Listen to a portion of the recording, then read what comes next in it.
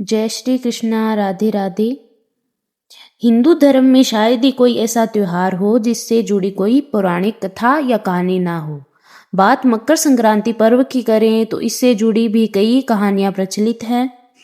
बता दें कि इस साल मकर संक्रांति पर्व 14 जनवरी को मनाया जाएगा।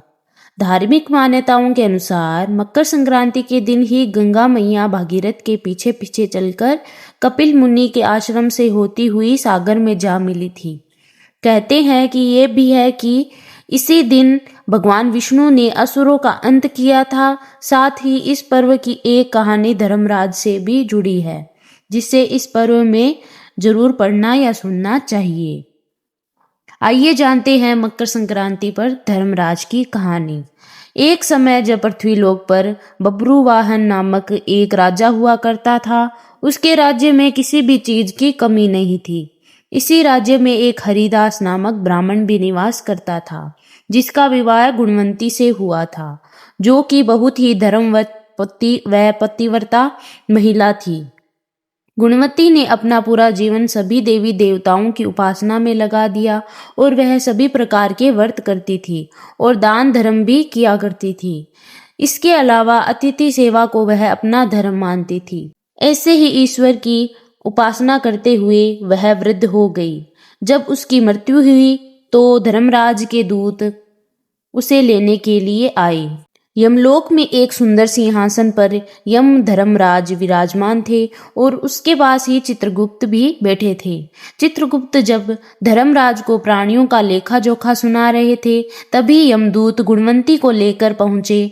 गुणवंती यमराज को देखकर थोड़ी भयभीत हुई और मुंह नीचे करके खड़ी हो गई। फिर चित्रगुप्त ने गुणवंती का ब्यौरा निकाला और उसके बारे में धर्मराज जी को बताया। धर्मराज जी ने गुणवंती का पूरा ब्यौरा देखा और वे प्रसन्न हुए, लेकिन फिर भी उनके मुख पर थोड़ी सी उदासी छाई हुई थी। यह देखकर गुणवंती ने पूछा, हे प्रभु, मैंने तो अपने जीवन काल में सारे सत्कर्म ही किए, फिर भी आपके मुख पर उदासी छाई है। इसका कारण क्या है प्रभु? मुझसे क्या भूल हो गई? धर्मराज जी ने कहा, हे देवी, तुमने सभी देवी देवताओं के व्रत किए हैं, उपासना की है, लेकिन कभी भी तुमने मेरे नाम से कुछ पूजा या पाठ या दान नहीं किया। धर्मराज जी की बात सुनते ही गुणवंती क्षमा याचना करने लगी और कहने लगी कि हे प्रभु, मुझे आपकी उपासना के बारे में कुछ पता नहीं है। कृपा करके मुझे ऐसा उपाय बताइए प्रभु कि जिससे सभी मनुष्य आपकी कृपा के पात्र बन सकें।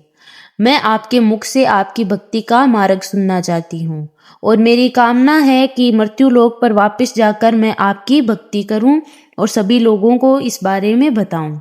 धर्मराज जी ने बताया, जिस दिन सूर्य देव उत्तरायण में प्रवेश करते हैं, यानी मकर संक्रांति के दिन मेरी पूजा शुरू करनी चाहिए और उस दिन से लेकर पूरे 1 साल तक मेरी पूजा करते हुए ये कथा सुननी चाहिए।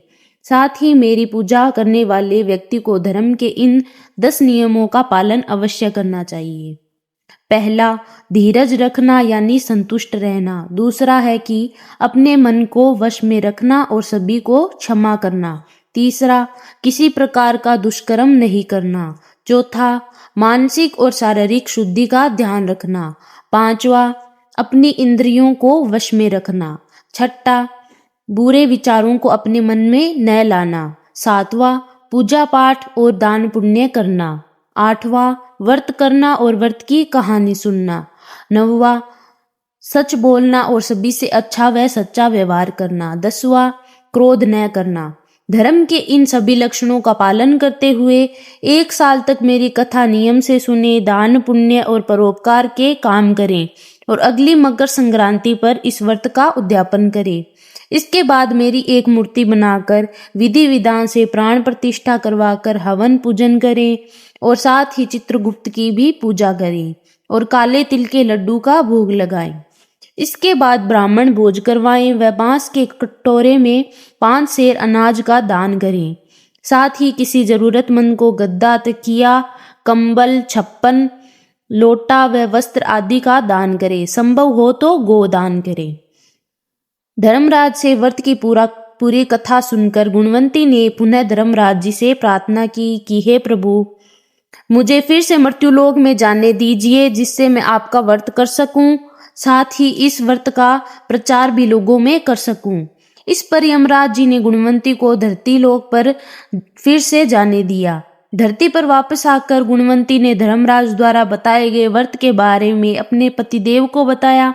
मकर संक्रांति आते ही गुणवंती और उसके पति ने यह व्रत शुरू कर दिया। इसी व्रत के प्रभाव से उन पर धर्मराज की कृपा हुई और उन्हें मोक्ष की प्राप्ति हुई। बोलो धर्मराज जी की जय हो।